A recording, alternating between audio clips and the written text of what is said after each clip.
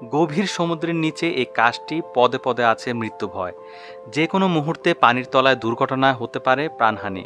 তবে এই কাজে বেতন মোটেও কম নয়।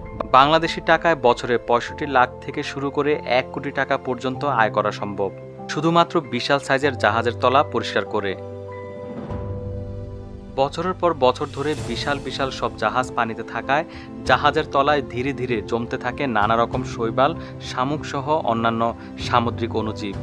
এগুলো জাহাজের নিচে জমে শক্ত ও অমসৃণ আবরণ তৈরি করে। জাহাজের তলদেশের শ্যাওলা এবং অন্যান্য সামুদ্রিক অণুজীবের আবরণকে ফাউলিং বলা হয়।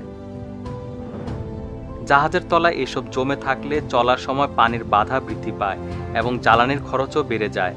এছাড়া গতিও কমে যায়, জাহাজ ভারী হয়ে যায়। তাছাড়া জাহাজের রং এবং ধাতুর মূল কাঠামো ক্ষতি করে।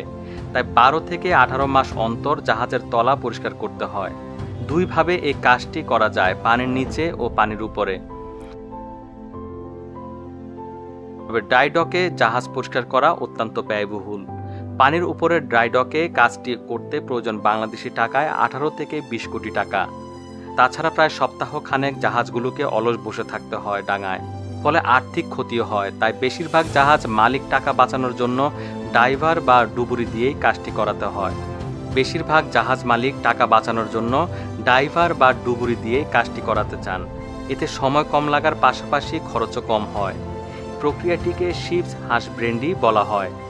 এই কাজে অত্যন্ত দক্ষ ড্রাইভাররা দীর্ঘ সময় ধরে ডক এবং হারবারের নিচে অন্ধকার এবং তেল মেশানো পানিতে কাজ করেন।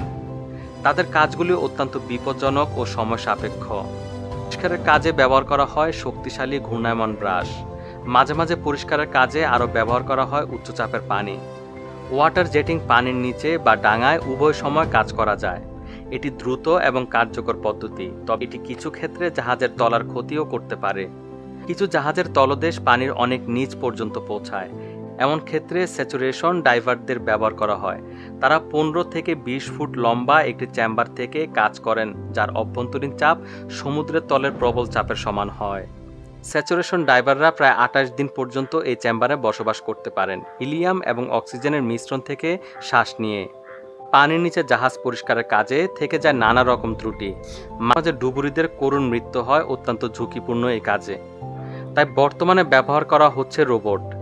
রিমোটলি অপারেটেড ভেহিকল বা রোভ ব্যবহার করে গভীর সমুদ্রের নিচে জাহাজ পরিষ্কারের কাজটি করা হয়।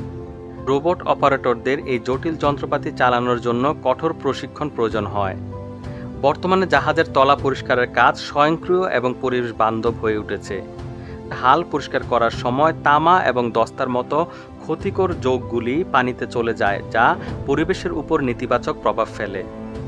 প্রযুক্তিতে রোবট বা আন্ডার ওয়াটার কার, ড্রোন ব্যবহার করা হচ্ছে, যা জাহাজের রং ও বাহ্যিক আবরণ ক্ষতিগ্রস্ত করে না এবং হারবার ও ডকগুলি দূষিত না করে জাহাজ পরিষ্কার করে।